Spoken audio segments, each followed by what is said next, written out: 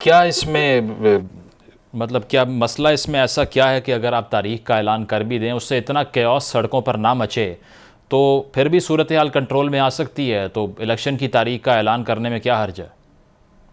देखिए, गुजारिश ये है कि पहले तो आफ्ताब भाई शायद भूल गए कि खान साहब ने हॉस्पिटल से निकलते हुए 4 डिमांड दी है, एक डिमांड नहीं है।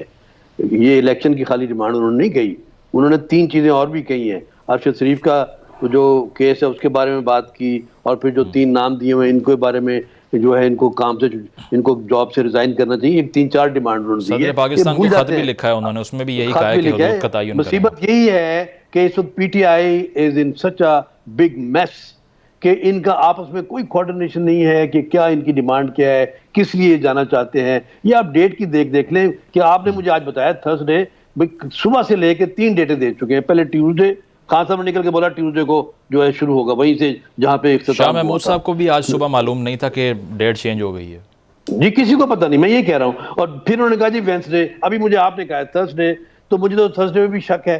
सर इनको कुछ पता नहीं है इन्होंने क्या करना है, बिकॉज इनका एक तो ये है कि डिसाइड सारा कुछ करते हैं खान साहब, और खान साहब चूंकि जाहिर है अभी उनकी अपनी टीम के साथ कोऑर्डिनेशन कोई नहीं है, वो ऑलमोस्ट आइसोलेशन में बैठे हुए हैं, तो इसलिए वो जो कह उनके जहन में बात आती है और वो इमीडिएटली उसको रेट आउट कर देते हैं, और करने के बाद सोचते हैं। इन्होंने आज तक जितने भी फैसले किए तो अनाउंस करने के बाद उन्होंने सोचा कि ये फैसला गलत है, और फिर उन्होंने यू टर्न ले लिया, और फिर उन्होंने ये भी कह दिया कि यू टर्न लेना जो है ये बड़ी अच्छी शाहीन बात साहब, है। इसका अच्छे नुकसान क्या हुआ? He still winning the elections under your own government. He is what, he is winning. Yes. नहीं सर, ये बात नहीं। देखिए मेरी बात सुनिए, ये बात अगर बहस करेंगे तो ये एक लंबी बहस है।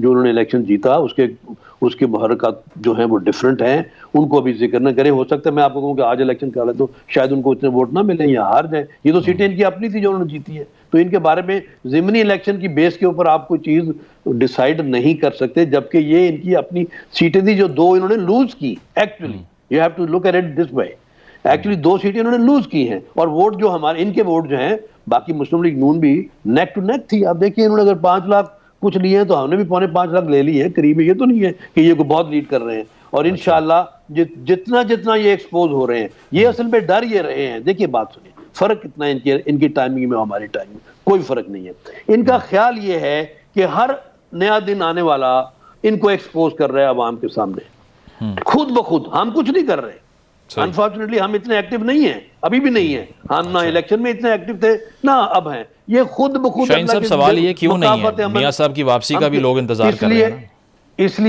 इसलिए कि मैंने खुद सुना है मियां साहब से कहते हुए कि ये जो शख्स जिनका नाम इमरान खान है, ये अल्लाह मियां की तरफ से इन्होंने अपने आप को खुद डैमेज करना है। He is on a suicidal mission all the time.